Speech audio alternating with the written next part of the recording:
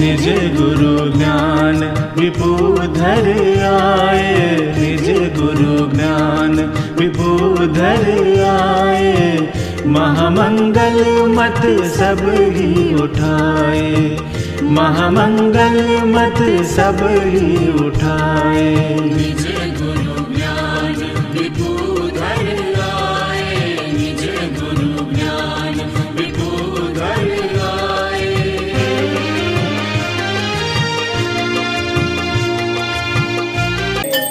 आरते महाराज राज की मंगल मनोरथ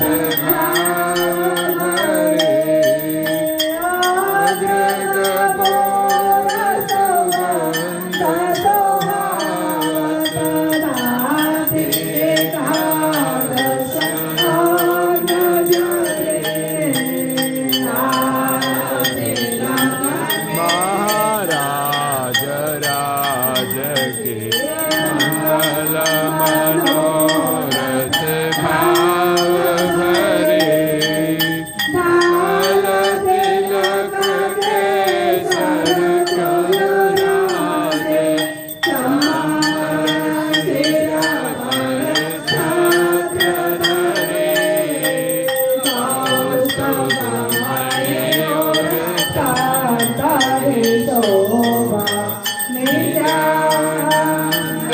घनश्याम हरे।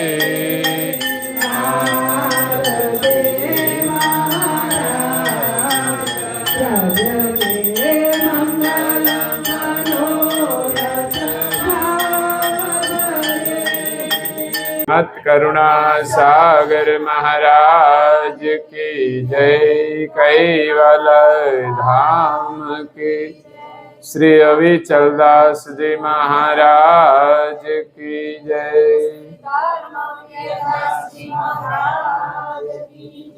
सत केवल साहेब, सत केवल साहेब। दिव्य रूप सुंदर शोभार सारगन श्याम मूरत महाविशाल। पद पंकज अलियंस शोभे लेता करंद मनोज शोभे। असंख्य अंश कर निवास शरणे आवे जे तेनो थाय समास। प्रेम भक्तजनों, ज्ञान संप्रदायना अध्यस्थापक अनंत ब्रह्मांडाधीश विश्वनियंता सकर्ता सतकैवलना महाद सजान जान अलौकिक दिव्य स्वरूप ने अनेक न्यायों द्वारा प्रत्यक्ष प्रमाण थी स्व अनुभव थी प्रतिपादन करी आपनार अनंत अंशोना तारणहार परम मोक्षना दाता सर्वज्ञ दिव्य परम गुरु श्रीमद करुणा सागर महाराज ना पट शिष्य द्वितीय आचार्य पूज्यपाद श्री नारायणदास जी महाराज श्री प्रातः काल उपासना अंतर्गत गुरु महिमा ने विषय परम गुरुना दिव्य स्वरूप नो महिमा समझावता कहे छे कि दिव्य रूप सुंदर शोभा रसार। जीवोनु कल्याण करवा माटे दिव्य परम गुरु आ ब्रह्मांडनी अंदर अंतरिक्ष में रहेला 14 लोक अने पृथ्वी पर रहेला 7 द्वीपों में दिव्य शरीर धारण करी अने प्रगट थया छे। मृत्युलोकनी अंदर एमणे मानवनु शरीर धारण कर्यु छे अने दैवी धामोनी अंदर एमणे दैवी शरीर धारण करी जगतना जीवोने जगत कर्तानो संदेश आप्यो छे।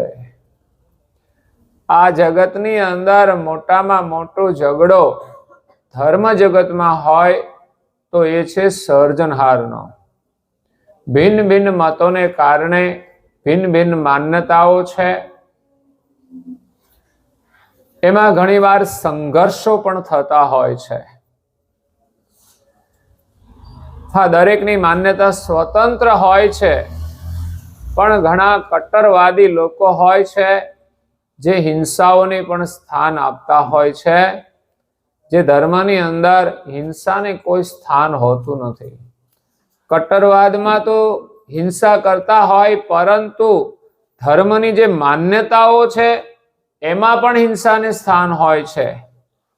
કોઈ જીવની બલિ આપીને આપણું કલ્યાણ થવાનું નથી. કોઈ પણ જીવની બલિ આપવી એ પણ ધર્મ નથી.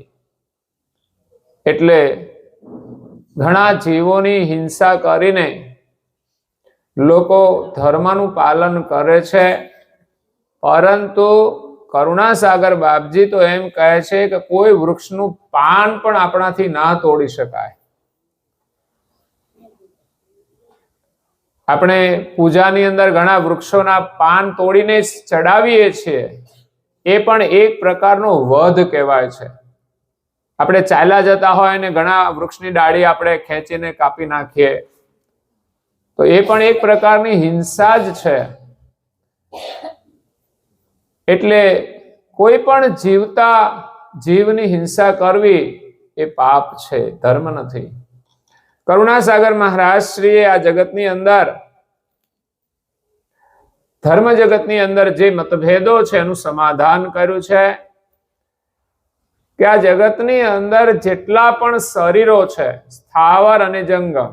સ્થાવર એટલે સ્થિર વનસ્પતિ જાતિ, અને જંગમ એટલે હરતા ફરતા પ્રાણી, પશુ, પંખી, જીવ જંતુ બધા જ આવી જાય.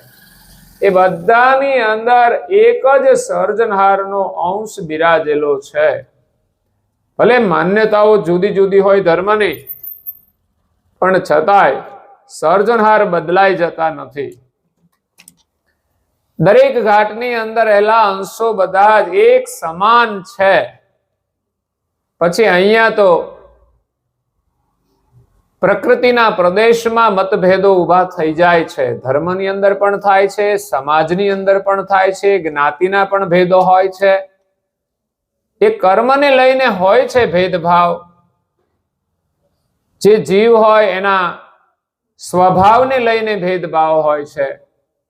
પરંતુ વાસ્તવિક રીતે જોઈએ તો દરેક ઘાટની અંદર એક સરખો ચૈતન બિરાજેલો છે. તો એ જે ચૈતન છે એની જે સજાતિ છે એ આપણા સર્જનહાર છે. આવો સંદેશ લઈને દિવ્ય પરમ ગુરુ આવ્યા છે કે તમે તમારા શરીરમાં તમે પોતાને ઓળખો. તમે કોણ છો, તમે કેવા છો, એ સ્વરૂપના અનુભવે તમારે સર્જનહારની પ્રાપ્તિ કરવાની છે, સર્જનહારની ઓળખ કરવાની છે. જ્યાં સુધી તમે આ શરીરમાં પોતે પોતાને જાણતા નથી, ત્યાં સુધી સર્જનહારને પામી શકવાના નથી. એટલે પોતાના સ્વરૂપના નિર્ણયમાં પણ મતભેદો હોય છે. પોતાને શરીર માનતા હોય, પોતાને જીવ માનતા હોય, પોતાને શિવ માનતા હોય, પોતાને બ્રહ્મ માનતા હોય. પણ કરુણાસાગર મહારાજ શ્રી બધા જ ભ્રમને તોડીને આ શરીરમાં રહેલું આપણું ચૈતન સ્વરૂપ ન્યાયિક રીતે ઓળખાયું છે. અને એ પ્રમાણે આપણા સ્વરૂપના અનુભવે કરીને આપણે માલિકની પ્રાપ્તિ કરી શકીએ છીએ, માલિકનું ભજન કરી શકીએ છીએ. અને એ પણ પરમ ગુરુની કૃપાથી જ આપણને આ લક્ષ્ય પ્રાપ્ત થાય છે. એટલે લક્ષ્ય મહત્વનો છે. આ શરીરમાં આપણા સ્વરૂપની લક્ષ્ય એટલે લક્ષણાઓ બતાવી છે કે આ શરીરમાં રહેલું ચૈતન સ્વરૂપ કેવું છે અને આ શરીરને કેવી રીતે ચલાવે છે. કે ચલાવનાર તો ચૈતન જ છે, પણ જેને જ્યાં સુધીનો અનુભવ થયો ત્યાં સુધીનું વર્ણન કર્યું છે. કોઈ એમ માને કે આ શરીર તો શ્વાસથી ચાલે છે, તો શ્વાસ છે એ તો બ્રહ્મનો અંશ છે, અને આ બ્રહ્માંડ પણ એ જ બ્રહ્મથી ચાલે છે એવી માન્યતા છે. પણ વાસ્તવિક રીતે શ્વાસ પોતે ચૈતન નથી. શ્વાસને ચૈતન કરનાર ચૈતન અંશ છે, એના વડે આ શ્વાસ ચાલે ને શ્વાસ વડે શરીર ચાલે. એટલે આ શરીરમાં 3 મુદ્દા છે. એક શરીર છે, બીજો શ્વાસ છે, અને શ્વાસને પણ ચૈતન કરનાર એ ચૈતન અંશ છે એ આ શરીરમાં આવીને બિરાજે અને પ્રાણાયામ ઉપર શ્વાસ ઉપર દ્રષ્ટિ કરે એટલે શ્વાસ ચેતન થાય છે. શ્વાસનો ગુણધર્મ આ શરીરમાં વ્યાપક છે અને ચેતન થાય એટલે આખા શરીરને ચેતન કરે. પણ શ્વાસ એ આપણે નથી. જો ચૈતન ના હોય તો એ શ્વાસ જડ થઈ જાય છે. એટલે ચૈતનની સત્તા વિનાનો શ્વાસ એ જડ છે. એમ સર્જનહારની સત્તા વિનાનું બ્રહ્મ પણ જડ છે. સર્જનહારની સત્તા એ બ્રહ્મની અંદર વ્યાપેલી છે એટલે બ્રહ્મ ચેતન છે. એટલે એ બ્રહ્મને પરમેશ્વર માને છે. પણ વાસ્તવિક પરમેશ્વર એટલે સર્જનહાર એ તો બ્રહ્મની પાર છે, બ્રહ્મના પ્રકાશક છે. તો એ લક્ષ્ય લઈને દિવ્ય પરમ ગુરુ આ વિશ્વની અંદર સર્જનહારના હુકમથી સર્જનહારના ધામમાંથી આ વિશ્વમાં આવ્યા છે અને જગત કરતા છે એ તો વિશ્વથી ન્યારા રહેલા છે. તો અહીંયા પૂજ્ય શ્રી નારાયણદાસજી મહારાજ શ્રી આપણે પરમ ગુરુની ઓળખાણ કરાવે છે. આખા ગુરુ મહિમાની અંદર પરમ ગુરુનું આપણને દર્શન થાય છે. કારણ કે ગુરુ પરંપરા તો સૃષ્ટિની આદિથી છે અને પરંપરામાં રહીને અનેક મહાપુરુષો મહાન પણ થયા છે, બ્રહ્મ સુધી પહોંચ્યા છે, કોઈ દેવધામ સુધી પહોંચ્યા છે, કોઈ ગુરુ દ્વારા આ જગતની અંદર મહાન કાર્યો કરીને ગયા છે. એટલે બધાને લાભ થાય છે, પરંતુ કોઈ સર્જનહાર સુધી નથી પહોંચ્યા. કારણ કે સર્જનહારનો લક્ષ્ય આ જગતની અંદર જે ધર્મગુરુઓ છે એમની પાસે નથી. એટલે સર્જનહારનું લક્ષ્ય લઈને દિવ્ય પરમ ગુરુ આ વિશ્વમાં આવ્યા તો દેવી ધામોની અંદર દેવી શરીર ધારણ કર્યું અને મૃત્યુલોકની અંદર માનવ શરીર ધારણ કર્યું.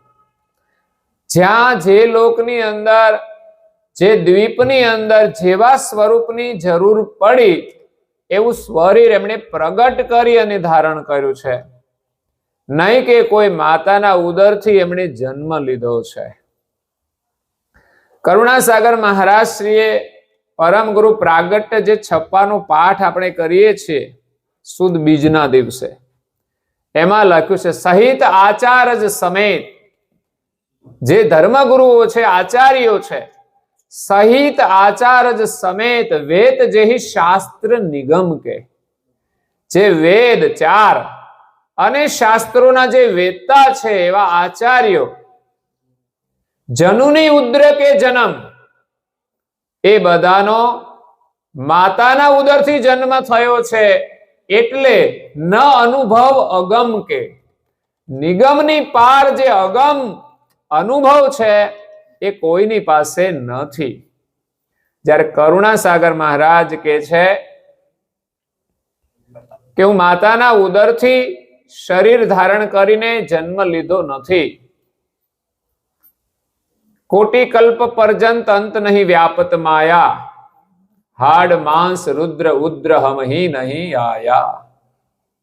એટલે પરમ ગુરુનું જે શરીર છે ને એ કે છે હાડ માંસ ચામડાનું નથી, કે છે એ દિવ્ય દર્શનીય સ્વરૂપ છે. માનવના સ્વરૂપમાં આપણને દર્શન આપે છે અને દિવ્ય વાણી દ્વારા ઉપદેશ દ્વારા આપણને સર્જનહારની ઓળખ કરાવે છે, ધર્મનું જ્ઞાન આપે છે. પરંતુ પ્રકૃતિના નિયમ અનુસાર માતાના ઉદરમાં જે કોઈ શરીરનું નિર્માણ થાય એ રજબુંદથી થાય છે. એટલે દરેક શરીરમાં જે સ્થિતિ હોય એ પ્રમાણે હાડકા, માંસ, નાડી, રોમ આ બધું જ હોય છે. તો એ બધું જેમાં હોય એમાં વિકૃતિ પણ આવે છે, એમાં રોગ પણ આવે છે. મોટા મોટા મહાપુરુષો થયા, અવતારી પુરુષો થયા, એને પણ આ ગુણધર્મ લાગુ પડેલો છે. જ્યારે કરુણાસાગર મહારાજશ્રીને પ્રકૃતિનો કોઈ ગુણધર્મ લાગુ નથી પડ્યો, કારણ કે પ્રકૃતિના જે તત્વો છે એ શરીરમાં નથી. એમાં એમણે પંચભૂતનું શરીર ધારણ કર્યું. દર્શન આપવા હોય તો પંચભૂતનો આધાર તો લેવો પડે, પણ એ તત્વો પણ આ પ્રકૃતિના પ્રદેશમાં ક્યાંય વપરાયેલા નથી. એવા શુદ્ધ તત્વો એમણે પ્રથમથી ધારણ કરી અને જે લોકમાં જેવું શરીર જોઈએ એવું ધારણ કર્યું છે. એટલે 5 તત્વોનું શરીર ખરું. પંચભૂત સોતા ભગવંત, લહે નહીં કોઈ આદ્ય ને અંત. પંચભૂતનું શરીર ધારણ કરીને આવ્યા, પરંતુ એનો આદ્ય ને અંત કોઈ જાણતા નથી. એટલે દર્શન આપવા માટે, નહીં તો એનું સ્વરૂપ તો આ બ્રહ્માંડમાં સર્વત્ર વ્યાપક છે. જે બ્રહ્મ કહે છે એ સોહંગ બ્રહ્મ જ પરમ ગુરુનું વ્યાપક સ્વરૂપ છે. એનું વ્યાપક શરીર છે, એનું દિવ્ય દેહ છે. એટલે જે રીતે આપણે જોઈએ ને તો પરમ ગુરુનું જે સ્વરૂપ છે ને દિવ્ય છે, દિવ્ય રૂપ. પરમ ગુરુના નામની આગળ આપણે દિવ્ય શબ્દ લખીએ છીએ, દિવ્ય પરમ ગુરુ. એમ જોઈએ તો દેવોની ગતિ પણ આપણા કરતા દિવ્ય છે, પણ છતાં પરમ ગુરુની ગતિ એ દેવો કરતા પણ દિવ્ય છે. એટલે પરમ ગુરુના જે કોઈ સ્વરૂપને આપણે ઓળખીએ એમાં દિવ્યતાના દર્શન થશે. દિવ્ય છે જે તેજોમય છે, જે અખંડ છે, જે કલ્યાણકારી છે, એવું પરમ ગુરુનું દિવ્ય સ્વરૂપ છે. એટલે સોહંગ સ્વરૂપ તો આ બ્રહ્માંડમાં વ્યાપક છે. જે શ્વાસ આપણે લઈએ છીએ એ આપણું જીવન છે, એ જ પરમ ગુરુનું સ્વરૂપ છે.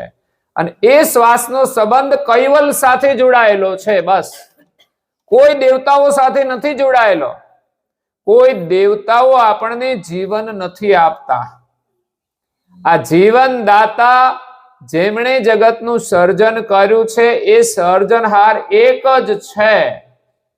ધર્મ ભલે અનેક હોઈ શકે, માન્યતાઓ અનેક હોઈ શકે, પણ જેટલા પણ શરીર છે એમાં જેટલા પણ અંશ બિરાજમાન છે એ બધાને જીવન આપનાર એક જ સર્જનહાર છે. એમનો સંદેશ દિવ્ય પરમ ગુરુ આપે છે. એટલે આપણે સર્જનહાર પાસે જવું હોય ને તો એનો માર્ગ કયો?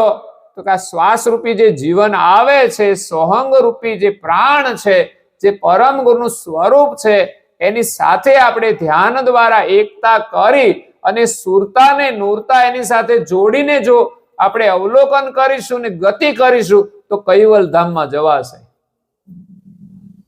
વચ્ચે દેવી ધામો આવે કદાચ, પણ આપણે ત્યાં રોકાઈશું નહીં, કારણ કે એ તો જન્મ મરણ વાળા છે. એનાથી આપણું કલ્યાણ થવાનું નથી, એનાથી આપણા સ્વરૂપનો અનુભવ થશે નહીં. એટલે પરમ ગુરુના લક્ષ્ય દ્વારા આ શરીરમાં આપણે ચૈતન્ય ઓળખીએ તો જ આપણું કલ્યાણ થાય છે. નહીં તો સંસારની અંદર બધી માન્યતાઓ ભિન્ન ભિન્ન હોય છે. કર્મકાંડ કરો અને એનું કલ્યાણ થઈ જાય. એક માન્યતાઓ છે, એક પરંપરાઓ છે, અને એ કોઈ માન્યતા જેની હોય એમના પૂરતી સીમિત હોય છે. જ્યારે જીવનું કલ્યાણ સદગુરુની કૃપાથી થાય છે, એ વ્યાપક ધર્મના બધા જ લોકો માને છે. એટલે ગુરુની કૃપા સિવાય કે આત્માને ઓળખા સિવાય કોઈનું પણ કલ્યાણ થતું નથી. મીરાબાઈએ શું કહ્યું? આત્માને ઓળખ્યા વિના રે લખ 84 નહીં રે ટળે રે જી. આ ભ્રમણાને ભાંગ્યા વિના રે ભવના ફેરા નહીં રે મટે રે જી. તો સંસારની ભ્રમણાઓને આપણે દૂર કરવી પડશે. શરીર આપણે નથી, અને શરીરનું સુખ પણ સત્ય નથી, આપણા હાથમાં રહેશે નહીં. જે કંઈ સુખ મળે છે એ ચાલ્યું જાય છે. સત્ય સુખ તો આ શરીરમાં રહેલ ચૈતન્યનું છે. એને આપણે ઓળખીએ, એનું ચિંતન કરીએ, એની ચિંતા કરીએ. એક શરીર છે ને બીજો શરીરને ચલાવનાર ચૈતન છે. આપણે ચૈતનની ચિંતા નથી કરતા. વધારે ચિંતા કોની કરીએ? શરીરની. આખી જિંદગી કોના માટે જીવીએ? શરીર માટે. આખર શરીરનું શું થઈ જાય છે? રાખ થઈ જાય છે, ખાક થઈ જાય છે. શરીરની વ્યવસ્થા કરવી જોઈએ જરૂર પૂરતી. ખાવાની વ્યવસ્થા છે, કપડાની વ્યવસ્થા છે, બીજી કઈ તકલીફ હોય તો એની વ્યવસ્થા છે, પણ એમાં કોઈ સુખનો અહેસાસ નથી કરવાનો. આ વ્યવસ્થા કરીને આપણે ચૈતન્યનું ચિંતન કરવું જોઈએ કે આ શરીરમાં ચૈતન્ય કોણ છે અને આ શરીર છોડ્યા પછી એનું શું થશે. આપણે જે કંઈ કર્મ કરીએ છીએ એનું ફળ એ ચૈતન્ય ભોગવવું પડશે. એટલે શરીર સુખના માટે આપણે કોઈ પણ બિનજરૂરી કર્મ કરવા જોઈએ નહીં, પ્રપંચ કરવો જોઈએ નહીં. એટલે આ શરીરમાં આપણે ચૈતન્ય ઓળખીશું તો જ આપણું કલ્યાણ થશે. કર્મકાંડ લોકો કરતા હોય છે એ પૌરાણિક એક માન્યતાઓ છે. એમ તો પુરાણોની અંદર વ્યાસ મુનિએ 18 પુરાણ બનાવ્યા. એમાં 17 પુરાણની અંદર ભિન્ન ભિન્ન 17 ભગવાનની સ્થાપના કરી દીધી. જે પુરાણની રચના તમે વાંચો તો એમ થાય કે એ જ સર્વોપરી ભગવાન છે. પણ એનું જ મન ભ્રમિત થઈ ગયું. હવે મારે ભજન કોનું કરવાનું, પૂજા કોની કરવાની, બધાને ઈશ્વર તરીકે સ્થાપિત કરી દીધા. છેવટે તેઓ આત્મહત્યા કરવા માટે ચાલ્યા જાય છે. જેમણે પુરાણોની રચના કરી છે સ્વયં ભ્રમિત થઈ અને આત્મહત્યા કરવા માટે ચિત્તા સળગાવી. વ્યાસ મુનિ જ્ઞાની હતા, પણ જ્યારે મન ભ્રમિત થઈ જાય ને ત્યારે એને રસ્તો નથી મળતો. એના માથે ગુરુ જોઈએ. તો વ્યાસ મુનિ જ્યારે ચિત્તા ખડકીને એના માથે બેઠા અને અગ્નિ સંસ્કાર કરવાનો હતો ત્યારે વિષ્ણુએ વ્યાપક દ્રષ્ટિએ જોયું કે વ્યાસ મુનિને થોડી જ સમજણની ભૂલ છે, એ સુધરી જાય તો એનું કલ્યાણ પણ થાય છે. એટલે એની ભૂલને સુધારવા માટે વિષ્ણુએ નારદ મુનિને મોકલ્યા કે જાઓ, એક અધિકારી આત્મા છે, પરંતુ ભ્રમણાને કારણે એ આત્મ કરવા માટે તૈયાર થયા છે. અને આત્મહત્યા એ તો મહાપાપ છે. જીવનમાં ક્યારેય ગમે તેવી પરિસ્થિતિ હોય ને સહન જ કરવું પડે. હા, એક પ્રસંગો બનેલા છે કે આપણા દેશના જે રાજા મહારાજાઓ હતા એના ઉપર વિધર્મીઓએ આક્રમણ કર્યું અને એને પરાજિત કર્યા, અગર તો મરણને શરણ કર્યા. અને પછી એમની જે મહિલાઓ હતી એના માટે અત્યાચાર કરવા માટે એમણે જ્યારે પ્રયાસો કર્યા, અગર તો એના માટે જ એમણે આક્રમણો કર્યા, ત્યારે સ્ત્રીઓએ અગ્નિમાં ઝંપલાયું તો એ આત્મહત્યા નથી, એને જોહર કહેવાય છે. એ જોહર એક બલિદાન છે, સમર્પણ છે ધર્મના માટે, કે આ સ્ત્રી જેને સમર્પિત થઈ છે એ સિવાય કોઈ અધર્મીના સાથે એ સંબંધ જોડશે ને એના કરતા મરવાનું પસંદ કરશે. એ સમર્પણ હતું. જ્યારે બીજા કોઈ કારણોથી લોકો આત્મહત્યા કરતા હોય છે તો આત્મહત્યા નહીં કરવી જોઈએ. કારણ કે ભગવાનને આપણને અમૂલ્ય માનવ દેહ આપ્યો છે. આવો કિંમતી માનવ દેહ આપણે શા માટે ગુમાવી દેવો જોઈએ?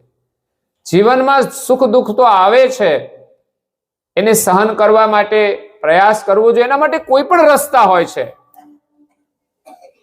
આ જગતમાં બહુ અત્યાચારો થાય ત્યારે એના માટેના ઘણા બધા રસ્તાઓ હોય છે. ઘણી વાર ઘરમાં લડાઈ ઝઘડા થતા હોય, કોઈ પતિ બહુ અત્યાચાર કરતા હોય તો પત્ની અત્યારે તો પેલાના જેવું નથી કે એ ઘરમાં રહેવું ને સહન કરવાનું. એ કે કઈ નહીં, તમે તમારા રસ્તે ને અમે અમારા રસ્તે. પણ આત્મહત્યા, ઘણી બહેનો સમાચાર આવતા હોય છે, એમના છોકરાઓને લઈને આત્મહત્યા કરી દેતા હોય છે. અરે ઘણા રસ્તાઓ છે, ભગવાનના શરણે જાઓ, તમને રસ્તો મળી જશે. જે મુશ્કેલી છે એનાથી તમે દૂર થઈ જાઓ. એટલે આપણને આ શરીર મળ્યું છે, ઉત્તમમાં ઉત્તમ છે માનવ જીવન, આત્મકલ્યાણ કરવા માટે, પરમેશ્વરનું ભજન કરવા માટે. પણ આપણી ભ્રાંતિ છે, સંસારમાં આપણે સુખની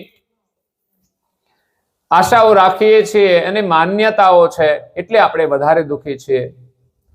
વાસ્તવિક સુખ તો પ્રભુનું સ્મરણ કરવામાં છે, સદકાર્ય કરવામાં છે,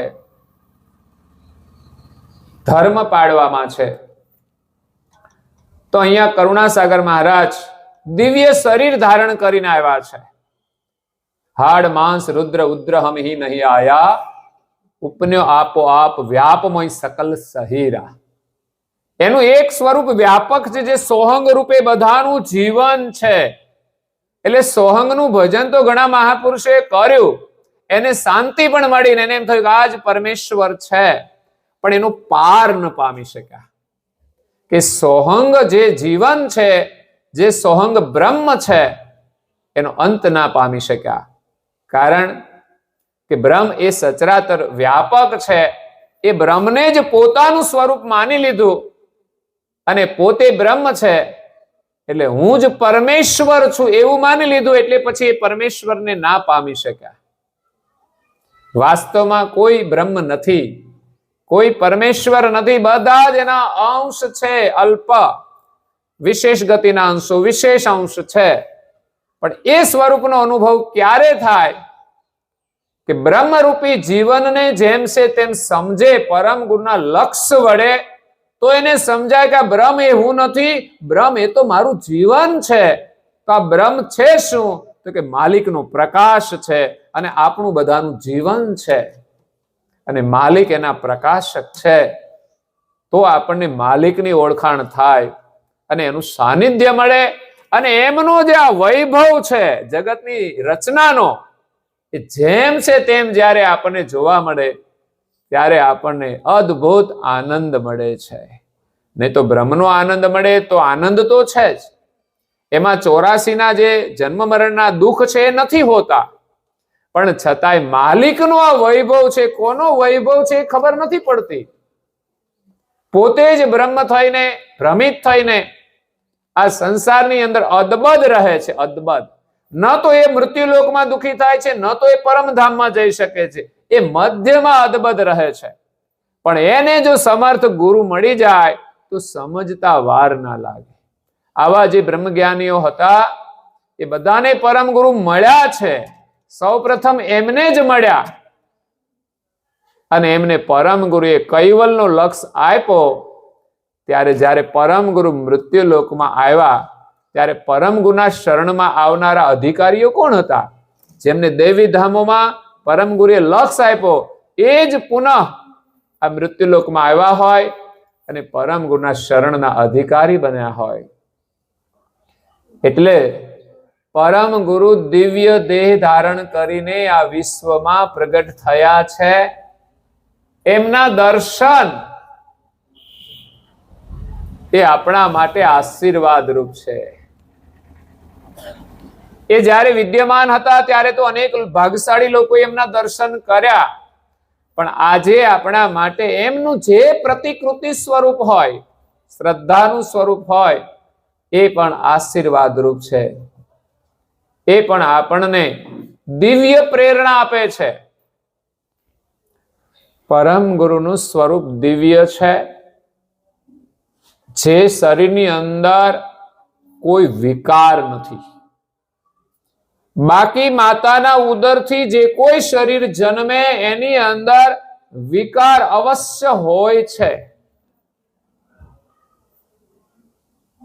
કારણ કે વિકારમાંથી જન્મ થયો છે. વિકાર વગર કોઈ શરીરનો જન્મ નથી થતો. તો જે શરીર જન્મે, કોઈ પણ મહાપુરુષ હોય, પછી એ સાધના કરીને વિકારને દૂર કરી શકે છે. કોઈ અવતારી પુરુષ હોય, એ પણ પોતાની વિશેષ ગતિ દ્વારા એનાથી ઉપર જઈ શકે છે. પરંતુ મૂળ જે શરીર છે, એનો જે ગુણધર્મ છે, એ તો એને લાગુ પડે જ છે. જ્યારે પરમ ગુરુ આ પ્રકૃતિના નિયમથી પર છે. એમનું શરીર દિવ્ય છે, એના શરીરમાં કોઈ વિકાર નથી. એટલે એવા દિવ્ય સ્વરૂપના આપણે દર્શન કરીએ તો આપણને દિવ્ય દ્રષ્ટિ પ્રાપ્ત થાય છે. દર્શનનું મહત્વ છે. આંખો દ્વારા દર્શન થાય છે. આપણી આંખોમાં પણ વિકૃતિ છે. સંસારનું જે રૂપ રંગ જોઈએ ને આપણે મોહિત થઈ જઈએ છીએ. વાસ્તવિક તો કશું છે જ નહીં. જે કઈ સુંદરતા છે એ તત્વોની જ છે. એ વાસ્તવિક રહેવા વાળી નથી હોતી. કોઈ સુંદર કપડા પહેર્યા હોય તો એનું પણ એક આકર્ષણ હોય છે, પણ આખર એ કપડાની અંદર કંઈ જ નથી હોતું. એક દિવસ તો એ માટીમાં પાછા મળી જવાના છે. તો એમાં વિશેષતા શું હતી? કંઈ જ નહોતી. આજે લોકોની અંદર પણ એક ભ્રમણા છે કે સારા દેખાવા માટે શું કરવાનું? તો કે સારા કપડા પહેરવાના. હા, થોડો ફરક પડતો હોય છે. આકર્ષણ તો ચોક્કસ ઊભું થાય છે, પણ એનાથી એ જે વ્યક્તિ છે સુંદર બની શકતી નથી. એ જેવી છે તેવી જ રહે છે. કોઈ માણસ પાપી હોય તો સારા કપડા પહેરવાથી કઈ એ સુધરી જવાનું છે? એ સુંદર બની જવાનો છે? એના જે લક્ષણો છે બદલાઈ જવાના છે? એની વાણી બદલાઈ જશે? સારા કપડા તો પહેરી લઈએ પણ બોલે તો ખબર પડશે ને કેવા છે, સુંદર. સાચી સુંદરતા તો માણસની મધુર વાણીમાં છે. માણસ કપડા કરતા જો વાણીને સુધારી દે ને તો એ ચોક્કસ સુંદર બની જાય છે. માણસ સારા કર્મ કરે ને તો એ સુંદર બની જાય. ચહેરો ગમે તેવો હોય. શબરીબાઈ ભીલ જ્ઞાતિમાં જન્મ્યા હતા. એટલા સુંદર નહોતા, એ કુરૂપ હતા એમ કહે છે, પણ એમના વિચારો કુરૂપ નહોતા, એમની વાણી કુરૂપ નહોતી, એમના કર્મ કુરૂપ નહોતા. એવા પવિત્ર કર્મો કર્યા કે દર્શની બની જાય છે. એનું જીવન, એનું સ્વરૂપ કોણ કહેવાય? શરીર થોડું માત્ર આપણું સ્વરૂપ છે. આપણું સ્વરૂપ તો ભીતરમાં રહેલા આપણા વિચારો છે, આપણી વાણી છે, આપણા કર્મ છે, આપણું ચિંતન છે. એ જ આપણો ચહેરો છે. અને એ આપણા જે ભાવો છે એ તો ચહેરા ઉપર આવતા હોય છે. એ દિવ્ય ભાવો જેના ચહેરા ઉપર આવે એ શરીરની સુંદરતા છે. જે દીકરો માતા પિતાને પ્રણામ કરે એ કેટલો સુંદર લાગે. અને ઘણો રૂપાળો હોય પણ એમ કરીને ઉભો રહે તો ના, મોઢું બગાડતો હોય, મોટો થયા પછી પણ કેર ના કરતો હોય, ગમે તેમ બોલતો હોય, એ રૂપાળો હોય તો એ સુંદર નથી લાગતો. પણ મા બાપની સેવા કરે એવો શ્રવણ જેવો દીકરો હોય, અંધ મા બાપની સેવા કરે છે, એ સાચું શિક્ષણ છે. માત્ર છોકરાઓ ભણે અને આગળ જતા રહે ને પૈસા કમાય એ જ માત્ર શિક્ષણ નથી. સાચું શિક્ષણ મેં કહ્યું ને માતા પિતા આપી શકે છે. જે ધર્મ સ્થાનોમાંથી પણ મળે છે, ધર્મગુરુના જ્ઞાન દ્વારા પણ મળે છે સંસ્કાર. પણ ધર્મગુરુ જ્ઞાન આપે ખરા, પણ બાળક વધારે માતા પિતાના સાનિધ્યમાં રહે છે. તો માતા પિતાનું જે જીવન છે એના જીવનમાંથી બાળકોને વધારે પ્રેરણા મળતી હોય છે. એટલે અહીંયા દિવ્ય પરમ ગુરુનું સ્વરૂપ અત્યંત સુંદર ને દિવ્ય છે. સુંદરતાની પરિભાષા માત્ર બાહ્ય નથી. શરીર માત્ર બાહ્ય સુંદરતાથી સુંદર નથી માણસ બની જતો, પરંતુ ભીતરની જે સુંદરતા છે એનું અહીંયા વર્ણન નારણદાસજી મહારાજશ્રીએ કર્યું છે કે કેટલું એમનું સ્વરૂપ સુંદર શોભાયમાન છે. એમણે સિદ્ધાંત ભાવની ગ્રંથમાં લખ્યું છે, સુંદર રૂપ અતિ અધિક સહાવના, જન કામલે ન મન ભય અતિ પાવન, બાહુ પ્રલંબ વિશાલ શોભેતા, સરોરુહ લક્ષ પલ્લવ લક્ષોપેતા. નારણદાસજી મહારાજ શ્રી પરમ ગુરુના સાનિધ્યમાં રહ્યા છે અને જ્ઞાન દ્રષ્ટિએ એના સ્વરૂપનું અવલોકન કર્યું છે. માત્ર સ્થૂલ શરીર નહીં, પણ પરમ ગુરુનું જે શરીર ધારણ કર્યું છે ને કાર્ય સ્વરૂપ છે. પરમાર્થના કારણે એમણે દિવ્ય શરીર ધારણ કર્યું છે. આગળ ગુરુ મહિમાની અંદર પણ એ જ કહ્યું ને,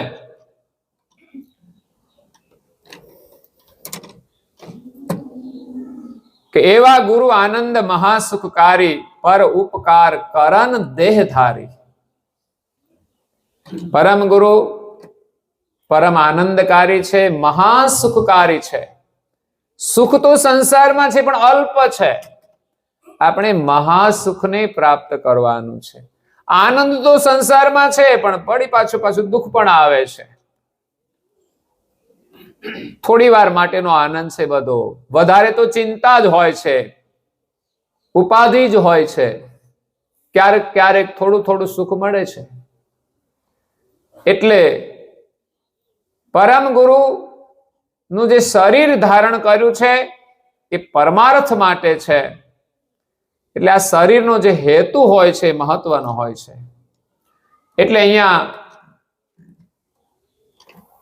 પૂજ્ય શ્રી નારાયણદાસજી મહારાજ શ્રી કહે છે કે પરમ ગુરુ સ્વરૂપ સુંદર છે, સુંદર રૂપ અતિ અધિક શોભાવન, અત્યંત અધિક શોભાયમાન છે.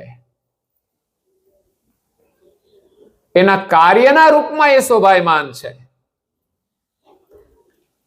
પૂજ્ય શ્રી નારાયણદાસજી મહારાજ શ્રી જે દર્શન કર્યા છે એનો અનુભવ એ પ્રગટ કરે છે કે એના દર્શનથી શું થાય છે. સુંદરતા જોઈને જનકા મલિન મન ભય અતિ પાવન.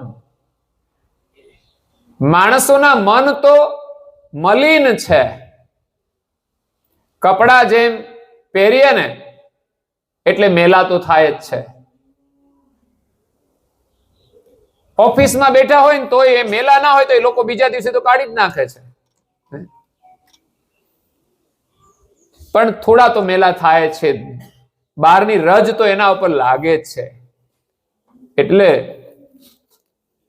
જેમ કપડા પહેરીએ છીએ ને મેલા થાય છે, એમાં મન છે ને એ પણ સંસારના કાર્યોની અંદર મલિન થાય છે.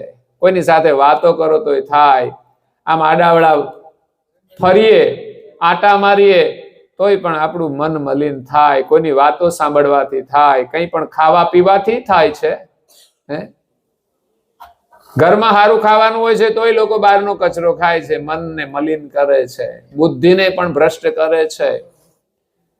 જો મલિન આહાર કરવાથી શરીર તો બગડે છે, સાથે સાથે મન પણ મલિન થાય છે અને બુદ્ધિ પણ ભ્રષ્ટ થાય છે. બુદ્ધિનો વિવેક નષ્ટ થાય છે અને વિવેક નથી એટલે તો એ કાર્ય કરે છે અને એ કાર્ય કરીને પાછું વધારે બુદ્ધિને ભ્રષ્ટ કરે છે અને આર્થિક રીતે પણ નુકસાન થાય છે.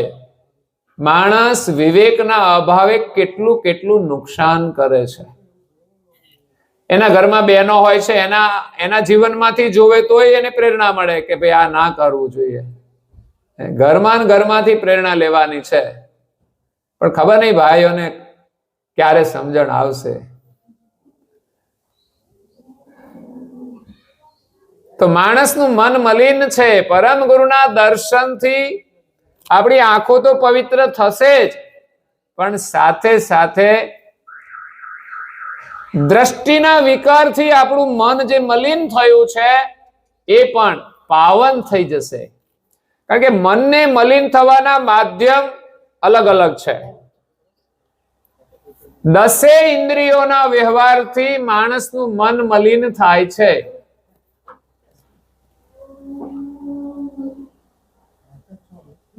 આંખોથી, દ્રષ્ટિના વિકારથી પણ મલિન મન થાય છે. કાને મલિન વાતો સાંભળવાથી મલિન થાય છે. વાણી દ્વારા મલિન ઉચ્ચારણ કરવાથી થાય છે.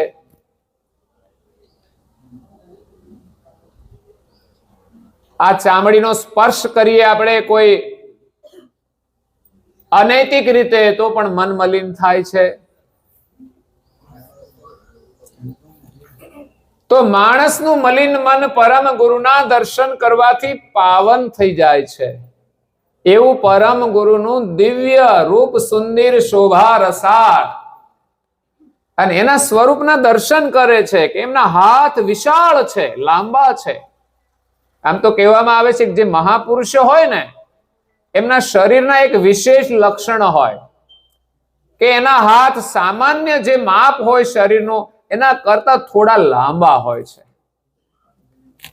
આ લાંબા શું કરવાના? સેવા માટે લાંબા છે,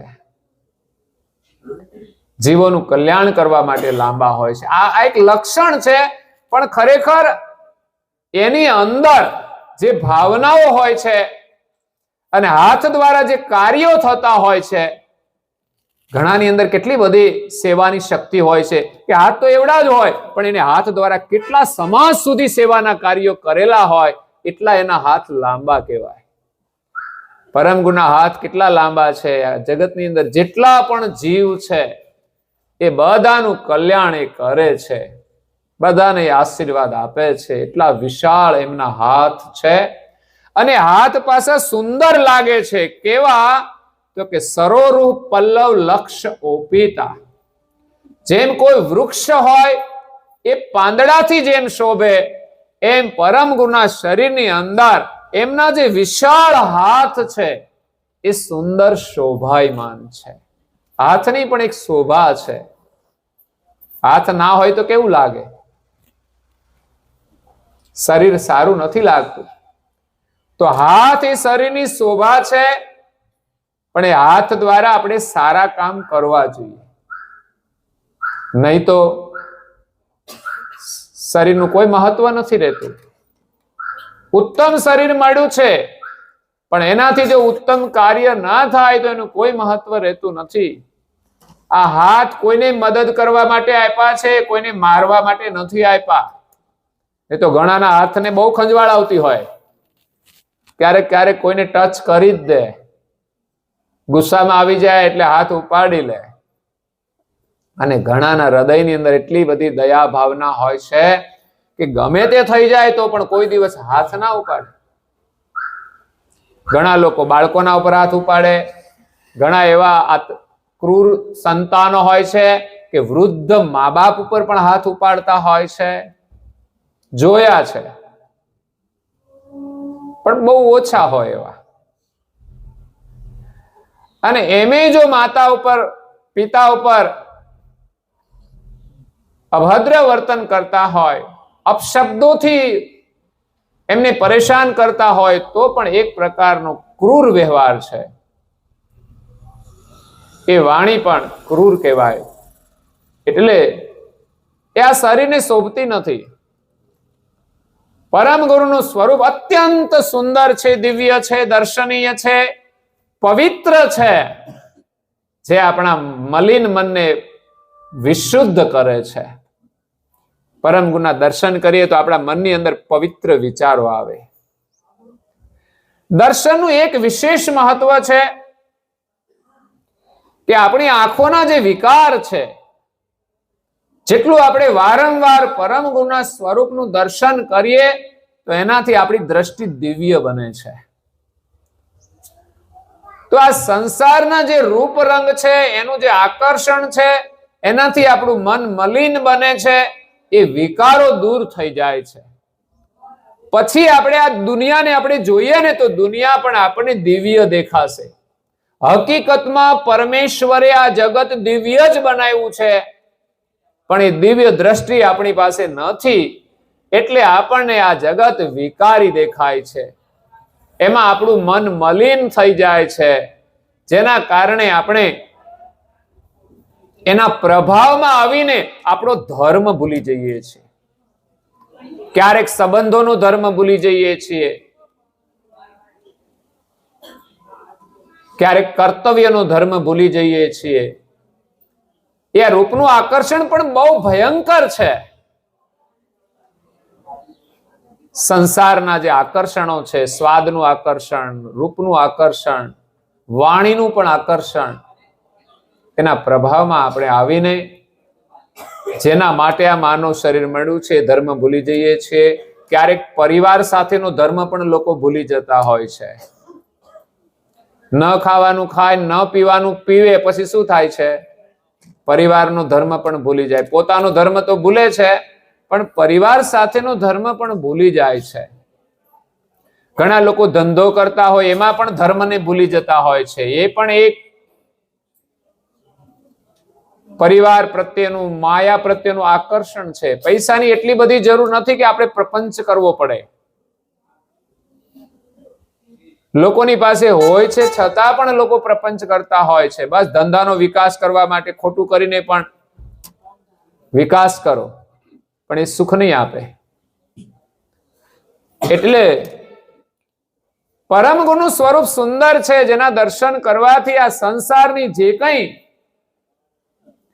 રૂપની મલિનતા છે દૂર થઈ જશે અને આ જગત આપણને દિવ્ય દેખાશે. ભગવાને ખરેખર બધું સુંદર બનાવ્યું છે. તો જગતની જેટલી પણ સુંદરતા છે એને જોઈને આપણે ભગવાન યાદ આવવા જોઈએ. એને બદલે આપણે સુંદરતાના પ્રભાવમાં આવીને ભગવાનને ભૂલી જઈએ છીએ અને સુંદર વસ્તુને મેળવવા માટે આકર્ષિત થઈએ છીએ. ત્યારે આપણા અધિકારમાં ના હોય તો આપણે ધર્મ ભૂલીને પણ એને મેળવવા પ્રયાસ કરીએ છીએ, જેનાથી આપણું મન મલિન બને છે. તો પરમ ગુરુનું સ્વરૂપ કેવું સુંદર છે. પૂજ્ય શ્રી નારાયણદાસજી મહારાજ કહે છે, ચંદ્ર વદન સુધાસમ વચના. હવે સ્વરૂપની સુંદરતાનું વર્ણન તમે જુઓ. માત્ર રૂપ નથી. અહીંયા સુંદરતાની અંદર હાથનું વર્ણન કર્યું છે. હવે એમનું જે વદન છે, એમનું જે મુખારવિંદ છે એ સુંદર દેખાય છે. તો આ મુખારવિંદ શાનાથી સુંદર બને? તો કે લાલી લગાવો તો સુંદર થાય. આ આપણી ભ્રાંતિ છે. ભવાયા જેવા દેખાતા હોય પણ લગાડે એટલો બધો લપેટો કરે ને, નકલી લોકો લાગે. નેચરલ હોવું જોઈએ. સુંદરતા નેચરલ હોવી જોઈએ. પરમ ગુરુના હોસ્ટ પણ સુંદર દેખાય છે. કેવા? તો ઉગતા સૂર્યની જે લાલીમાં હોય ને એમાં સુંદર છે. પણ એ માત્ર એ બાહ્ય સુંદરતાનું વર્ણન નથી કરતા, પણ એમાંથી નીકળતી વાણી કેવી છે? એ તો કે અમૃત જેવી છે. ઘણા લોકો લાલી કરે ને અંદરથી તો ઝેર નીકળતું હોય. એ હોઠ શોભે ખરા? અગર તો ગમે તેમ બકવાસ કરતા હોય પણ એ હોઠની મુવમેન્ટ શોભતી નથી. લાલી કરો તમે, ફોટો પાડો તો સારો લાગતો હશે, પણ અંદરથી વાણી કેવી નીકળવી જોઈએ લાલી કર્યા પછી, એ મહત્વનું છે. ચહેરાની શોભા માત્ર લાલીથી નથી. પરમ ગુરુના હોઠની શોભા સુંદર છે. અધૂર અરુણ રંગ રસિક ચોલ રસિક વર. ઉગતા સૂર્યની લાલીમાં હોય ને એવા પરમ ગુરુના હોઠ છે. પણ મુખમાંથી નીકળતી જે વાણી છે ને એ કેવી છે? અમૃત જેવી. શુભ વચન, કલ્યાણકારી વચન. કોઈને લાભ હોય એવું જ બોલવું જોઈએ. કોઈને પણ નુકસાન થાય એવી વાત આપણે ક્યારેય કરવી જોઈએ નહીં. આ વાણી બહુ કિંમતી છે, ગમે ત્યાં વાપરવી ના જોઈએ. કોઈ એનું મૂલ્ય ન કરે એના આગળ એક શબ્દ પણ આપણે કહેવો ના જોઈએ. એટલે પરમ ગુરુનું સ્વરૂપ સુંદર છે. એમની વાણી અમૃત જેવી છે, કલ્યાણકારી છે. અને એમની જે આંખો છે, ચહેરો સુંદર હોય તો એમાં બધા જ અંગોનું વર્ણન આવે. કોઈની દ્રષ્ટિ સારી ના હોય ને તો એનો ચહેરો સુંદર નથી. પણ જેની આંખો નિર્મળ છે, દ્રષ્ટિ જેની નિર્મળ છે, દ્વિગન જુગલ જલ જારુ રચના. એમની આંખો પણ સુંદર કમળ જેવી છે, સુંદર બે જળાશય જેવી છે. આ એક ઉપમા આપવામાં આવે છે. પણ પરમ ગુરુની દ્રષ્ટિમાં અપાર કરુણા છે. જેના ઉપર દ્રષ્ટિ કરે ને એનું કલ્યાણ થાય, એ પાવન થઈ જાય. આપણે દર્શન કરવા જઈએ છીએ એટલા માટે કે પરમ ગુરુની કરુણા દ્રષ્ટિ આપણા ઉપર પડે.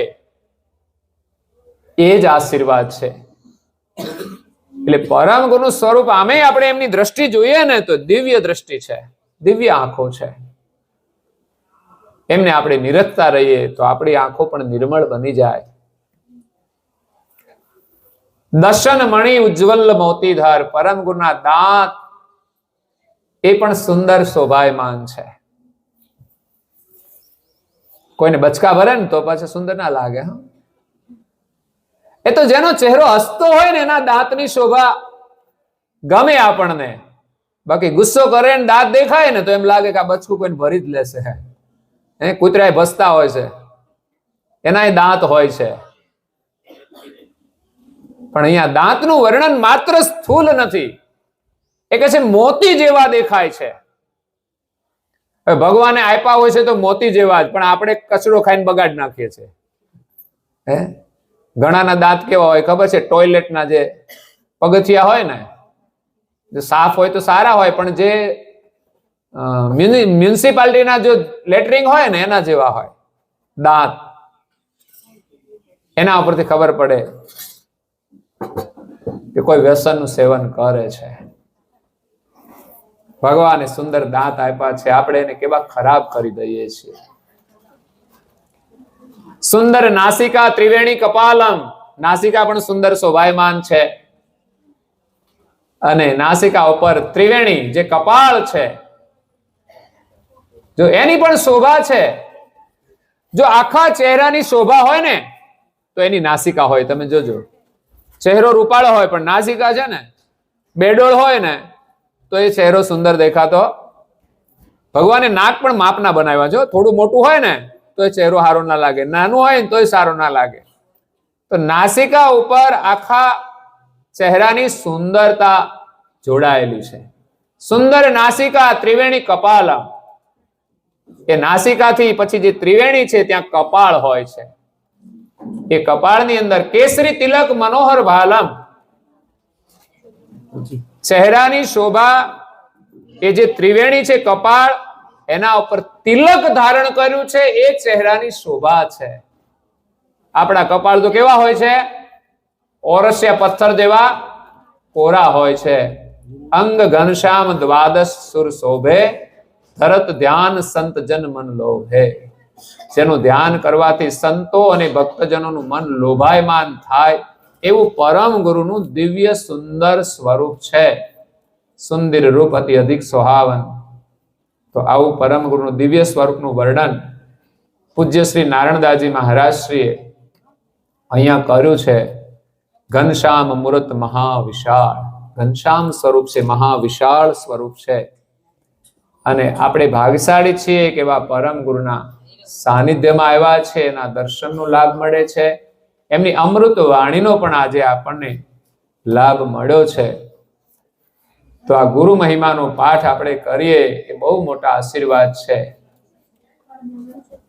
સરસ બોલાવીશું, વાંધો નહીં. તો અહીંયા કૈવલધામ વાસી મંજુલાબાની પાવન સ્મૃતિમાં આજના દિવ્ય સત્સંગ સાથે આપણે પરમ ગુરુના દિવ્ય દર્શનના આશીર્વાદ મળ્યા છે.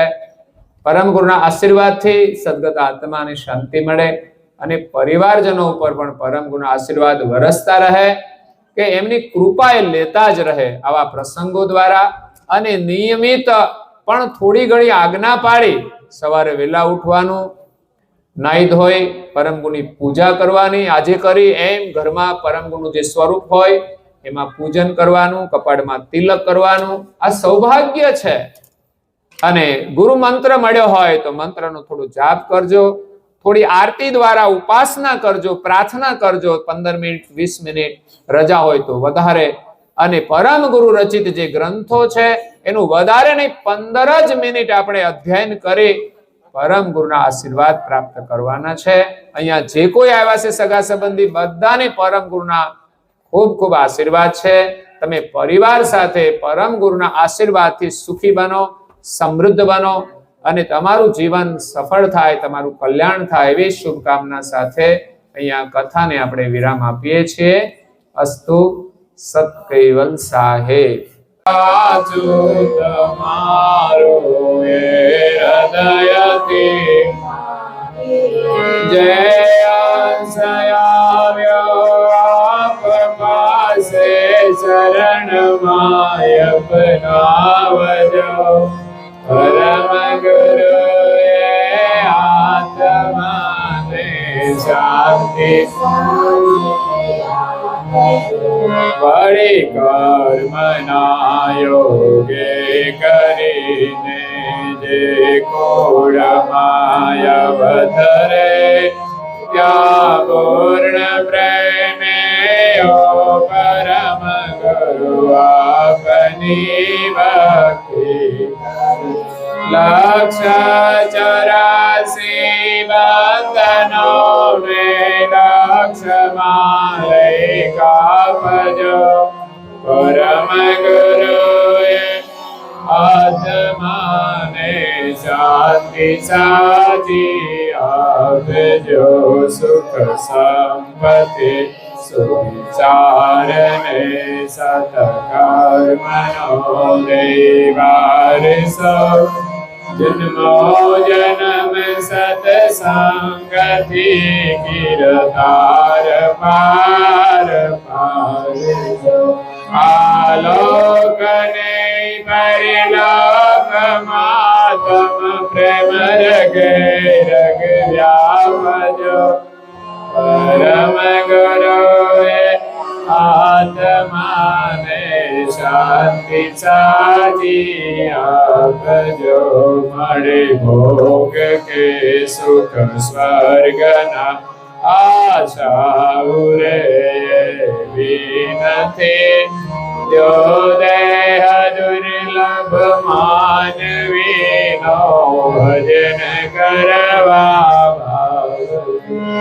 સાચું બતાવી રૂપ શ્રી કૈવલ હૃદયે સ્થાપજો પરમ ગુરુએ આત્માને શાંતિ સાજી આપજો પરમ ગુરુએ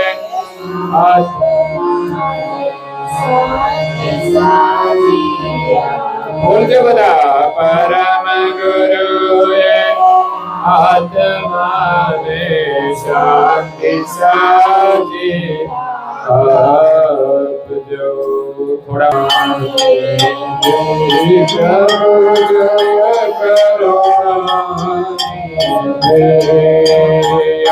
આરતી આરત પૂર્વક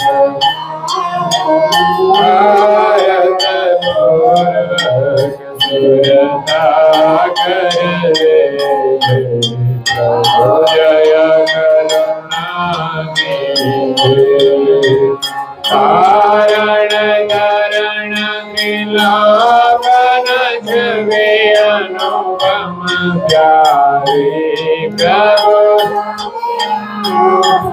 પ્યારી અનિક જનોની અરજે અનિક જનોની પુરયાંતર દે પ્રભુ જય કરુણાનિધિ અખંડ અનાદિ મદની જાણ સહી દેવે પ્રભુ જાણ સહી દેવે સંશય સગળા નિવારે સંશય સગળા નિવારે જ્યોતિ સતકે પ્રભુ જય કરુણાનિધિ શરણ શરણ નો મહિમા મંગલકારી પ્રભુ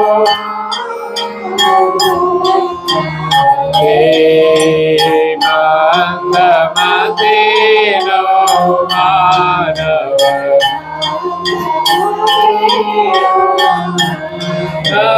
ઓળખે કઈ પ્રભુ જય કરુણાનિધિ કરુણા સાગર નામ તમારો અવિચલ પદવાસી પ્રભુ અવિચલ પદવાસી શરણાગત ને સાનમાં બતાવી પ્રભુ જય કરુણા પ્રભુ જય કરુણા પ્રભુ જય કરુણા